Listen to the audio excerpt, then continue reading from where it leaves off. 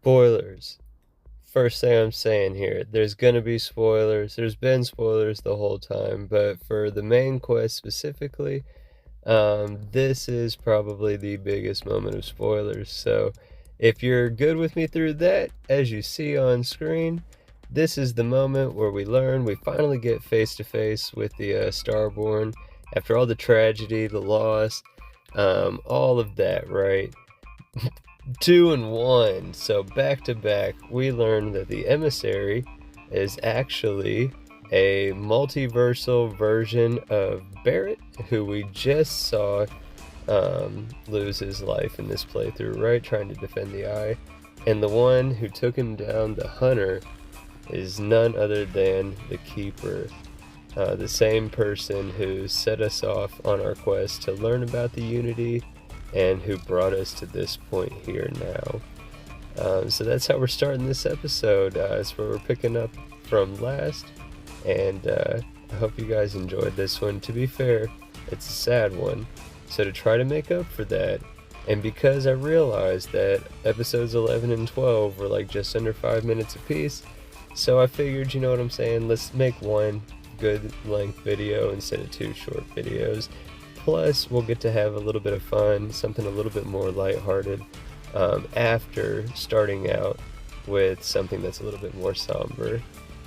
So we get back from the meeting with the Emissary and with the Hunter, and we learn that the Hunter is all about just being the first one to get these artifacts, to get these powers, to make it to the Unity and move on to the next.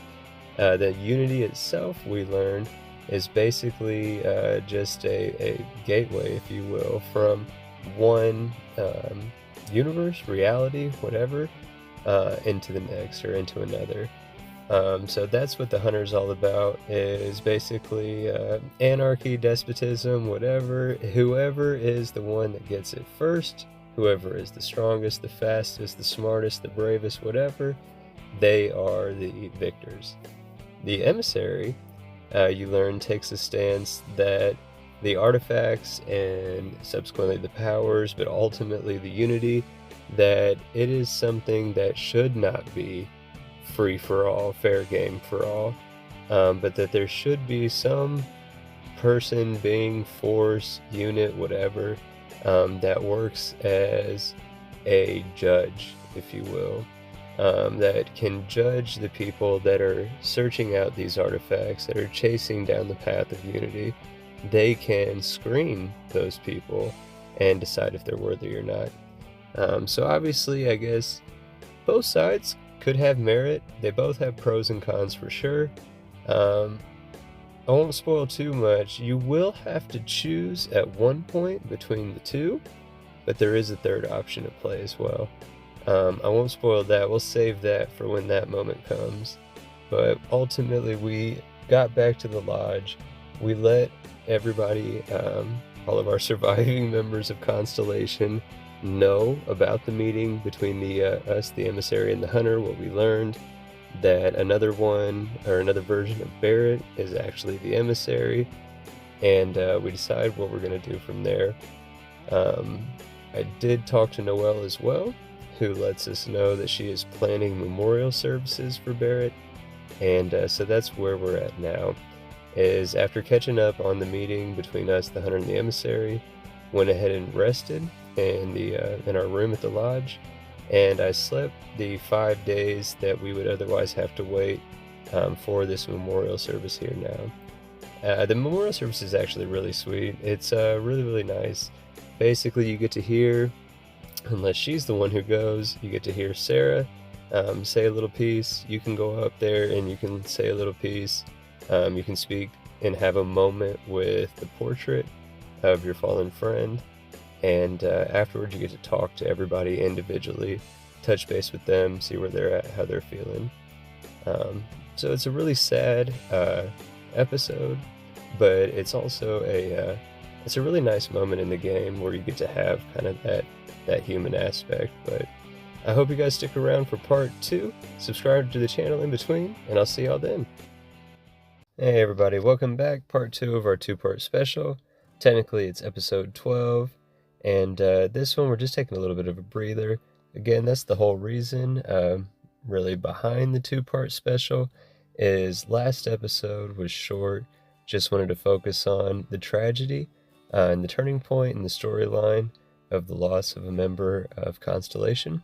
For us, it was Barrett. And this episode, instead of diving right into the next quest line within the main quest with Constellation, it's just another couple artifact fetching quests. And I feel like in character, right, roleplay wise, we need to take a step back. We did rest for those 5 days between the loss of Barrett and the services for him. But I still feel like I don't want to rush right back into something yet. So what we're doing first, we stopped and got some medical supplies. Took one, it's specific to Starfield. And basically, if you look down in the lower right corner at my health bar, for a while now, a good portion of it has been yellow. That yellow portion is not a good thing.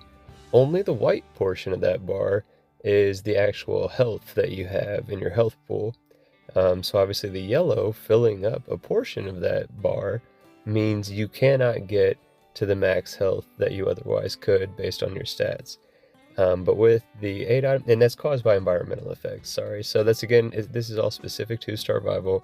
And when you suffer the effects of like atmospheric pressure and things of that nature, it gives you that debuff, and it's permanent until you take the 8 item to be able to remove its effects, if you will. So that's what we finally got one. We took it, and it's not immediate because also too I do have the settings set so that medical items heal slowly. So it's going to be even more slow than normal. But eventually over time a good portion of that yellow will deplete, and then we'll be able to get a higher max health whenever we re-heal. But after getting that 8 item, we stopped by the weapons shop and we got some more weapons for our pistol and our machine gun, so that way we don't have to waste all of our explosive rounds, right? But now we can actually do something. And again, we really need credits. We've had a decent amount of credits, but I want to do things like shipbuilding, and I want to show off that stuff. And like I need credits, right? And I don't want to dive right into another main faction just yet.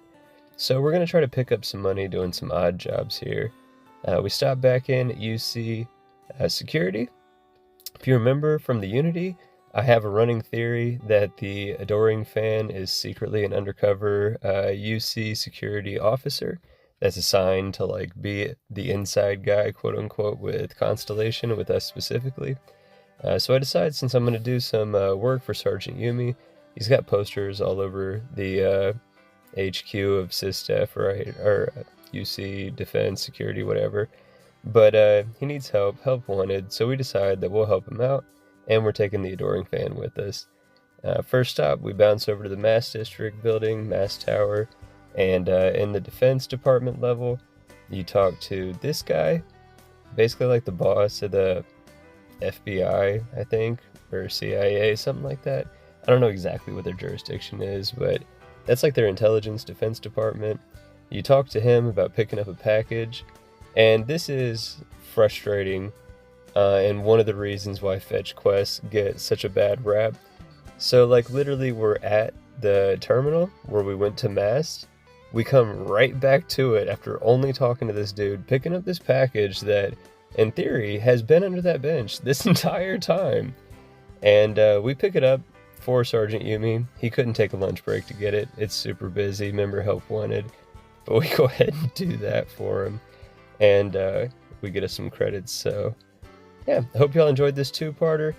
Make sure to like the video, leave a comment down below what you think.